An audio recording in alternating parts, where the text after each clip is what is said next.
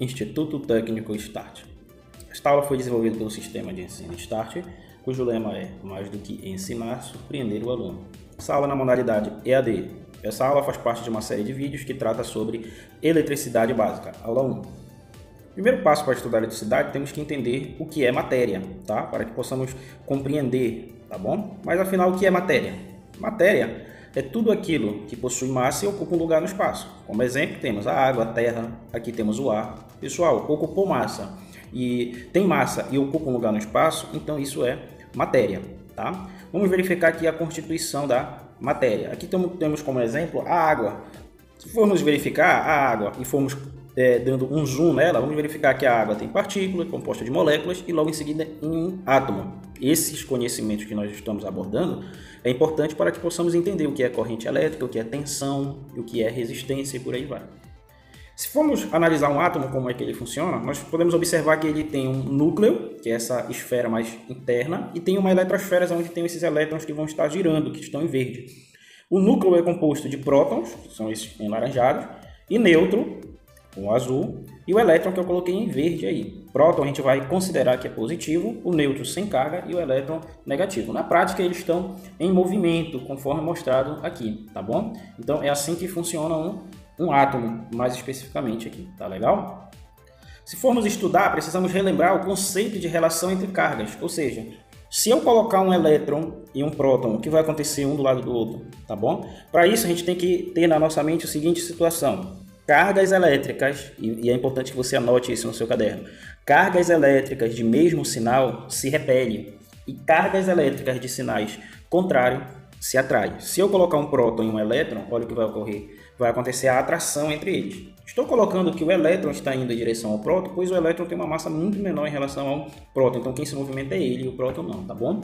Aqui vai ter a atração. Mais embaixo a gente vai ter uma repulsão, lembra? Carga de mesmo sinal se repele. Aqui embaixo também vamos ter uma repulsão, carga de mesmo sinal se repele. E aqui embaixo o neutro não vai ocorrer nada, pois não possui carga nem positiva e nem negativa.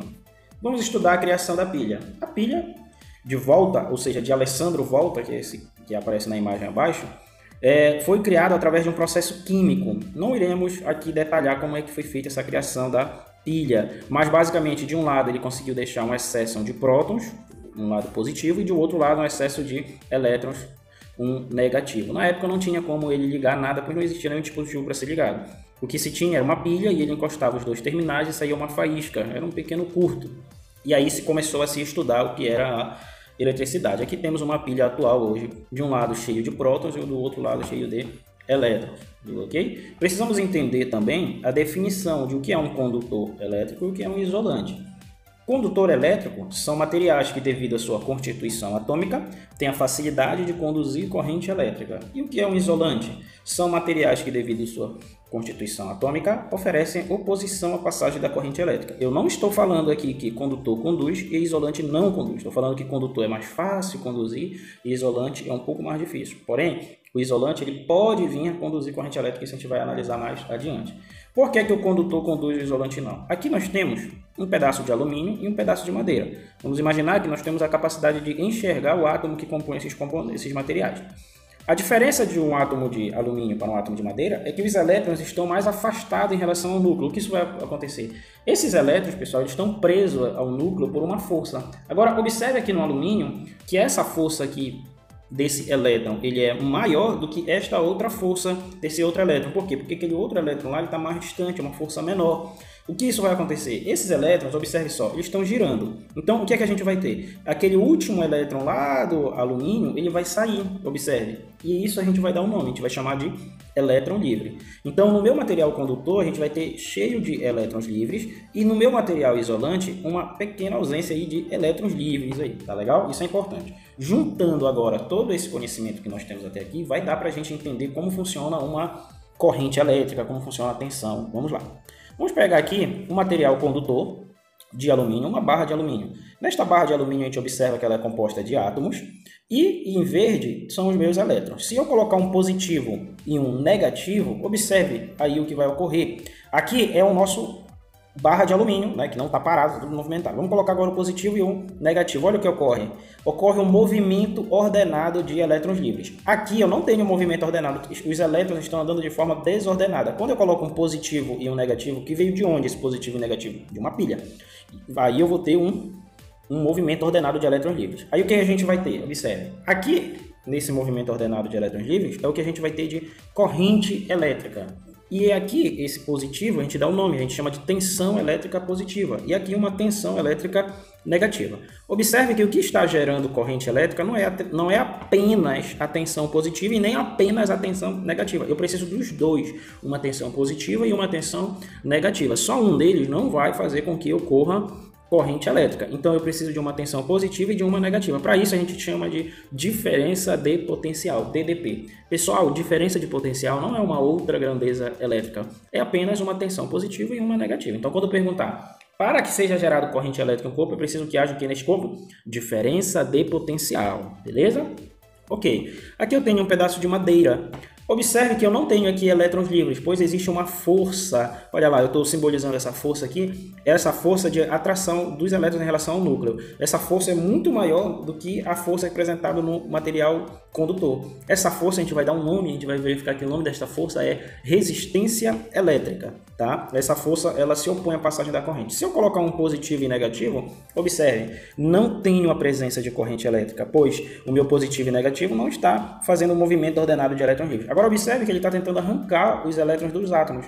O que isso quer dizer? Se eu aumentar essa força, concorda que ele vai conseguir arrancar? Vamos aumentar lá. Aumentei a força, aumentei a tensão e aí surgiu no meu material isolante uma corrente elétrica, ou seja, para que no material isolante possa passar corrente elétrica, basta que eu tenha uma tensão suficiente para arrancar os elétrons dele. Tudo certinho? Fazendo um resumo, o que nós temos aqui? Corrente elétrica. Aqui é um circuito que eu estou apresentando, vamos imaginar que nós temos a capacidade de enxergar os elétrons dentro do material condutor. O que é corrente elétrica? Anote aí, é o movimento ordenado de elétrons livres. Qual é a unidade de medida? O ampere. Símbolo, letra I, o símbolo matemático. Para eu não ter que copiar a corrente elétrica, eu uso a letra I. Vamos usar um exemplo? Se quisermos dizer que um cabo tem 20 amperes de corrente, como é que a gente copia? Corrente elétrica igual a 20 amperes. Só que para eu não ter que copiar a corrente elétrica igual a 20 amperes, eu coloco I, que é o símbolo matemático, e um A, que é o símbolo para unidade de corrente elétrica. Tudo certinho? Tensão elétrica, representando aqui pela minha pilha, é a força que movimenta os elétrons livres. A unidade de tensão elétrica é o volts. Símbolo matemático pode ser utilizado a letra V, a letra U ou a letra E. A gente utiliza mais no ramo da eletricidade a letra V. Exemplo, se quisermos dizer que uma tomada tem 127 volts de tensão, então coloca tensão elétrica igual a 127 volts. Ou V é igual a 127 volts. Resistência elétrica. A resistência elétrica está presente em todo o material, existe uma resistência. É a dificuldade apresentada na passagem da corrente elétrica. É a característica que cada material tem de se opor à passagem da corrente elétrica. Unidade de medida é o ohms, símbolo, letra R. Exemplo, se quisermos dizer que um material tem 100 ohms de resistência elétrica é igual a 100 ohms, ou R é igual a 100 ohms. Esse símbolo aí dessa letra grega ômega, parecido uma ferradura, é o que representa a unidade de medida ohms. Tudo certinho? Parabéns por escolher a Restarts. Dúvida 98101-3586.